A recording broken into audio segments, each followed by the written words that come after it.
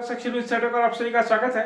बिहार विधानसभा चुनाव के प्रचार के दौरान मुख्यमंत्री नीतीश कुमार ने कहा था कि अंत भला तो सब भला, और एनडीए के लिए वाकई ऐसी ही स्थिति हो गई कि अंत भला तो सब भला।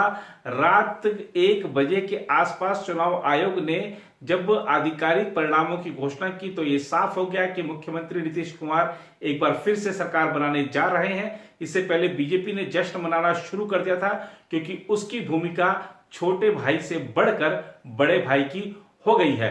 और जनता दल यूनाइटेड को भले ही चुनाव में बड़ा नुकसान उठाना पड़ा हो, लेकिन बीजेपी की सीटें बढ़ी हैं और बीजेपी की वजह से ही मुख्यमंत्री एक बार फिर बनने जा रहे हैं नीतीश कुमार। नीतीश कुमार जल्द ही राज्यपाल से मिलकर सरकार बनाने का दावा पेश करेंगे, क्योंकि बीजेपी ने साफ कर दिया है कि मुख्यमंत्री की गद्दी पर नीतीश कुमार ही बैठेंगे। और प्रधानमंत्री नरेंद्र मोदी ने, गृह मंत्री अमित शाह ने नीतीश कुमार को बधाई दे दी है और कहा है प्रधानमंत्री ने कि बिहार की जनता ने दुनिया को दिखाया है कि लोकतंत्र को कैसे मजबूत किया जाता है।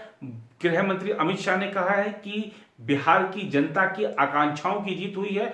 और बिहार बीजेपी के नेताओं ने भी 12 बजे के आसपास, मध्य रात्रि 12 बजे के आसपास एक प्रेस कॉन्फ्रेंस करी और कहा कि जनता ने जो मतदान किया है, जनता ने जो जनादेश दिया है वो शिरोधार्य है और जनता की सभी आकांक्षाओं को पूरा किया जाएगा। और खास तौर पे बीजेपी के सभी नेता, महिला मतदाताओं ने जो मतदान किया है, खास तौर पर एक चीज उभर कर आ रही है कि एनडीए के पक्ष में मतदान किया है, उसके लिए बहुत आभार जताया है। और एक चीज साफ हो गई है कि आरजेडी के नेता जिस तरीके से खींच उतार रहे हैं और खासतौर पे ईवीएम को निशाना बना रहे हैं कि ईवीएम में गड़बड़ी की गई, प्रशासन के अधिकारियों पर तमाम तरह के आरोप लगा रहे हैं, इस पर बार बार चुनाव आयोग को भी सफाई देने आना पड़ा। और कोरोना काल में देखिए, ये एक पहला विधानसभा चुनाव था और बड़ा विधानसभा चुनाव था। चुनाव आयोग ने बहुत ही सादगी के साथ, बहुत ही तैयारियों के साथ इस चुनाव को कराया और मतदान की जो प्रक्रिया हुई थी वो देखा हमने कि किस तरीके से सारे प्रोटोकॉल्स का पालन कराया गया था। और खासतौर पर मतगणना के दौरान भी सभी प्रोटोकॉल्स का पालन किया गया। और हालांकि क्योंकि इस बार ईवीएम की संख्या ज्यादा थी, पोलिंग बूथ की संख्या ज्यादा थी, इसलिए मतगणना में काफी समय लगा और बार बार चुनाव आयोग ने मीडिया के समक्ष आकर अपनी जो स्थिति थी वो स्पष्ट की। सोशल मीडिया में जो अफवाहें चल रही थी उनका खंडन भी किया। और खासतौर पे बिहार बीजेपी ने निशाना साधा है आरजेडी के नेता तेजस्वी यादव पे और कहा है कि अभी आप ईवीएम पे ठीकरा फोड़ रहे हैं। इससे पहले आप कह रहे थे कि कोरोना काल में चुनाव नहीं कराया जाना चाहिए, तो आपके मन मुताबिक अगर चीजें नहीं होती हैं तो आप उसका विरोध करते हैं।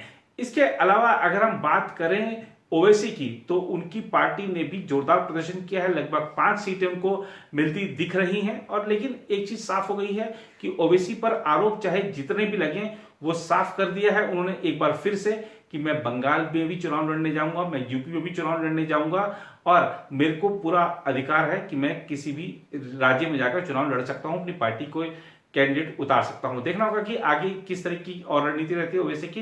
लेकिन फिलहाल एक चीज साफ हो गई है कि एनडीए की सरकार बनने जा रही है।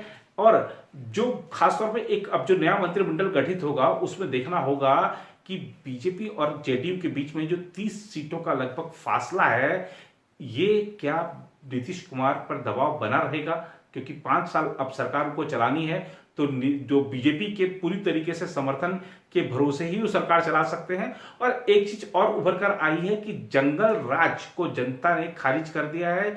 और जंगल राज का जिस तरीके से बार बार जिक्र नीतीश कुमार ने अपनी रैलियों में किया, प्रधानमंत्री नरेंद्र मोदी ने अपनी रैलियों में किया, उसका साफ असर दिखा है। और प्रधानमंत्री की जो अपनी निजी अपील थी उसका साफ असर मतदाताओं पर दिखा है, क्योंकि बीजेपी की जिस तरह से सीटें बढ़ी हैं वो दर्शाती हैं कि बीजेपी को यदि और सीटें लड़ने को मिलती तो बीजेपी और अच्छा प्रदर्शन कर सकती थी। वहीं चिराग पासवान भले ही अपने लिए, अपनी पार्टी के लिए कोई सीट नहीं जीत पाए हों, लेकिन जनता दल यूनाइटेड का खेल उन्होंने बिगाड़ा है।